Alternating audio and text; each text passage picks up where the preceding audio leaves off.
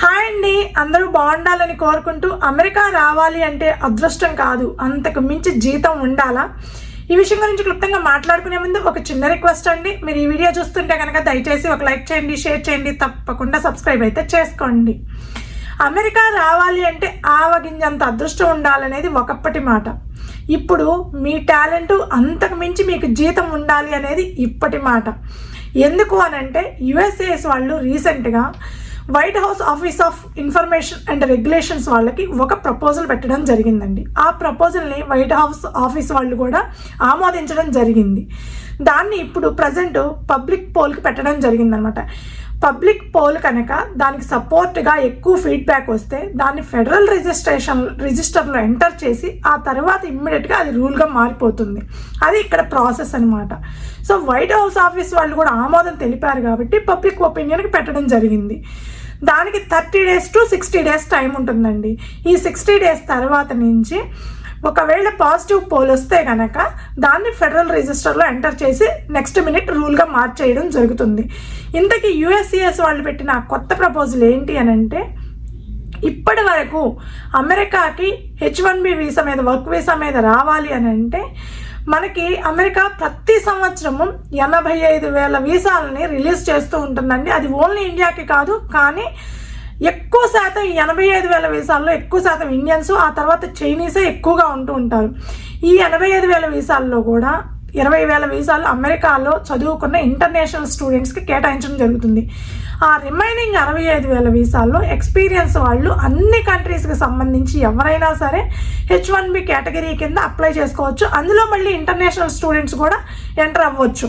So ఈ process అంతా ఒక లాటరీ సిస్టమ్ ద్వారా స్టార్ట్ అవుతుందండి అమెరికాలో. సో ఇప్పటి వరకు ఉన్న ఈ లాటరీ సిస్టమ్ కాదు, వేజ్ లెవెల్ని బేస్ చేసుకొని H1Bs వీసాస్ ఇవ్వాలి అని ప్రపోజల్ పెట్టడం జరిగింది యుఎస్ఏఎస్ వాళ్ళు. ఈ వేజెస్ని 4 టైర్లుగా డివైడ్ చేయడం జరిగిందండి. టైర్ 1, టైర్ 2, టైర్ 3, టైర్ 4 4 విధాలుగా విభజించడం జరిగిందనమాట.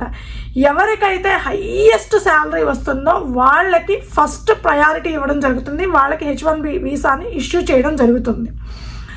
తర్వాత ఆ కేటగిరీస్ని బట్టి ఆ వేజ్ లెవెల్స్ అనేది డిసైడ్ చేయడం జరుగుతుంది. ప్రస్తుతానికైతే టైర్ 1కి ఎంత వేజ్ లెవెల్ ఉండాలి, టైర్ 2కి ఎంత వేజ్ లెవెల్స్ ఉండాలి, టైర్ 3కి ఎంత, టైర్ 4కి ఎంత అనేది ఎగ్జాక్ట్గా ఇంత శాలరీ అనేది ఎక్కడ బయటికి రాలేదండి. పబ్లిక్ ఒపీనియన్కి మాత్రమే పెట్టడం జరిగింది. ఇది పాజిటివ్ రిజల్ట్ వచ్చి ఫెడరల్ రిజిస్టర్లో ఎంటర్ అయితే అప్పుడు యుఎస్ఏఎస్ వాళ్ళ దగ్గర నుంచి అఫిషియల్గా మనకి కావాల్సిన ఇన్ఫర్మేషన్ మొత్తం దొరుకుతుంది. కానీ ఇప్పటి వరకు వాళ్ళు చెప్తుంది ఏంటి అని అంటే, అమెరికన్స్ని ఈ శాలరీ బేస్ చేసుకొని చాలామంది అమెరికన్స్కి జాబ్స్ ఇవ్వడం లేదు. తక్కువ వేజెస్కి వస్తున్నారు కాబట్టి ఫారిన్ వర్కర్స్ని తీసుకొచ్చి ఇక్కడ పని చేయించుకుంటున్నారు. తద్వారా అమెరికన్స్కి అన్యాయం జరుగుతుంది. వేజ్ లెవెల్స్ని ఇంక్రీజ్ చేస్తే మాకు హైలీ టాలెంటెడ్ ఫారినర్ వర్కర్స్ అమెరికాకు వచ్చి వర్క్ చేసుకోవచ్చు. అదేవిధంగా అమెరికన్స్కి కూడా ఎక్కువ ప్రయారిటీ ఇచ్చే ఛాన్స్ ఉంది. అందువల్ల ఈ వేజ్ లెవెల్ని ఇంట్రడ్యూస్ చేయాలి అనుకుంటున్నారనమాట. ఇక్కడ ఇంకొక స్పెషల్ న్యూస్ ఏంటంటే అండి, ఈ వేజ్ లెవెల్ ఎక్కడ ఎంత అని చెప్పలేదు, కానీ హయ్యెస్ట్ మనకి ఎవ్రీ ఇయర్ 85,000 వీసాల కోసము 4 లక్షలు, 5 లక్షలు, 6 లక్షల అప్లికేషన్స్ వస్తాయి. ఈ అప్లికేషన్స్ అన్నిట్లో కల్లా హయ్యెస్ట్ వేజ్ ఎవరికి ఉంటుందో, చిన్న ఎగ్జాంపుల్ చెప్తానండి. ఇప్పుడు నాకు $120,000 పర్ యానం నాకు ఆఫర్ వచ్చింది, కానీ హయ్యెస్ట్ ప్యాకేజీ 3 లక్షలు ఉందండి. సో 3 లక్షల జీతం ఎవరికైతే ఆఫర్ ఉందో వాళ్ళకి మాత్రమే H1B వీసా వస్తుంది. ఆ తర్వాత ఇంకొంచెం తగ్గించుకుంటా ఒకవేళ $120,000 నా కాడికి వచ్చేటప్పటికి ఈ 85,000 వీసాలు అయిపోయినాయి అనుకోండి, ఇంకా నాకు ఛాన్స్ ఉండదన్నమాట. సో హయ్యెస్ట్ ప్యాకేజ్ ఎవరికి ఉంటుందో వాళ్ళకి మాత్రమే అమెరికా వచ్చే ఛాన్స్ ఉంటుంది. అలా హయ్యెస్ట్ ప్యాకేజ్ రావాలి అని అంటే గూగుల్, మైక్రోసాఫ్ట్, వరాకిల్ లేకపోతే అమెజాన్ లాంటి పెద్ద కంపెనీస్లో హైలీ టాలెంటెడ్, హైలీ స్కిల్డ్ పీపుల్కి మాత్రమే అవకాశం ఉంటుందన్నమాట. ఎవరు పడితే వాళ్ళు తట్టబట్ట సర్దుకొని రావడానికి ఇహన్ నుంచి ఛాన్స్ ఉండకపోవచ్చు. దీనికి కారణాలు చాలానే ఉండొచ్చండి. కానీ ఇప్పుడు ప్రజెంట్ అయితే ఎవరైతే అమెరికాలో ఉంటున్నారో H1B మీద వాళ్ళకి మాత్రం ఎవరికి ఎలాంటి ప్రాబ్లం ఉండకపోవచ్చు నాకు తెలిసినంత వరకు.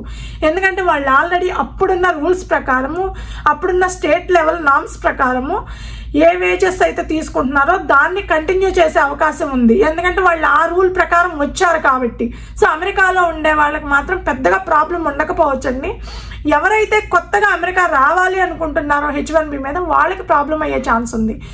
అయినా కూడా 2026 గాను లాటరీ ఆల్రెడీ పిక్ చేశారండి. ఆ లాటరీ పిక్ చేసిన వాళ్ళకి కూడా పెద్దగా ప్రాబ్లం ఉండకపోవచ్చు. ఎందుకనంటే జూన్ 30th తోటి పిటిషన్స్ స్టార్ట్ చేశారండి. పిటిషన్స్ జూలై 1 నుంచి పిటిషన్స్ ఫైల్ చేయడము స్టార్ట్ అయ్యింది. సో దానికి సెప్టెంబర్ 30th దాకా ఉంది. ఇప్పటి వరకు ఇది రూల్గా మారలేదు, ఫెడరల్ రిజిస్టర్లో ఎంటర్ అవ్వలేదు. ఇంకా స్టిల్ 1.5 month దాకా ఉంది. కాబట్టి ఈ లోపు పిటిషన్స్ అన్ని 2026 గాను ఎవరైతే లాటరీ సిస్టంలో పిక్ అయిందో H1Bకి వాళ్ళందరూ సెప్టెంబర్ 1 కల్లా పిటిషన్స్ కంప్లీట్ క్లోజ్ అవుతాయండి. అక్టోబర్ 1 నుంచి వాళ్ళు వీసా ఇంటర్వ్యూకి వెళ్ళిపోవచ్చు.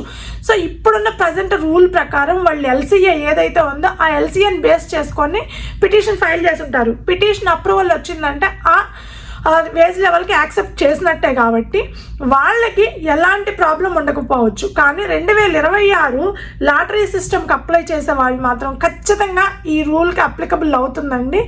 దాని ప్రకారమే అప్పుడు H1B వీసాస్ ఇవ్వడం అనేది జరుగుతుంది. ప్రస్తుతానికైతే ఇక్కడ ఉండే వాళ్ళకి కానీ 2026 లాటరీలో పిక్ అయిన వాళ్ళకి కానీ ప్రాబ్లం ఉండకపోవచ్చు. కానీ దీనికి ఒక చిన్న ఎగ్జాంపుల్ చెప్తానండి. 2027కి రావాలి అనుకుంటే కనుక ఎవరికైనా సరే ఒక 100 మెంబర్స్కి 3 లక్షల హైయెస్ట్ శాలరీ 3 లక్షలు అనుకుందామండి. 3 లక్షలు ఒక 100 మందికి ఆఫర్ చేశారు కంపెనీస్.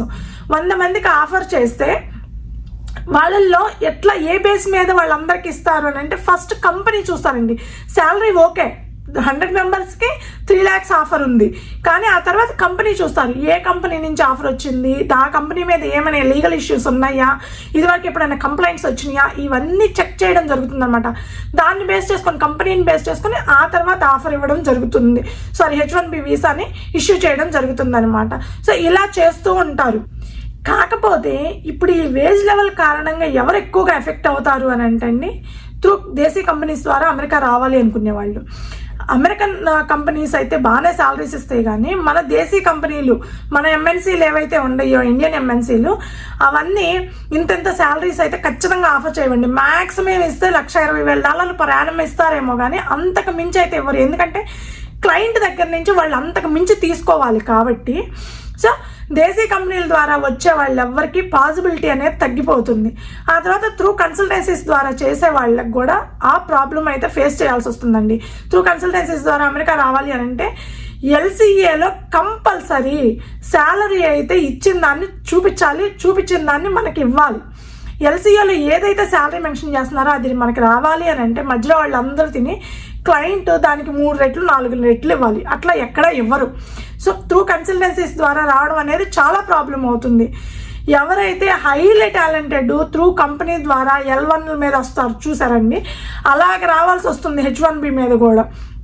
అలా పెద్ద పెద్ద కంపెనీస్ ఆఫర్ చేసో లేకపోతే అక్కడి నుంచి ఇక్కడికి ట్రాన్స్ఫర్ పెట్టుకొని వస్తే రావడం తప్ప ఇంత హైయెస్ట్ ప్యాకేజీలతోటి ఇండియా నుంచి దేశీ కంపెనీలు కానీ త్రూ కన్సల్టెన్సీస్ ద్వారా కానీ రావడం చాలా చాలా కష్టం.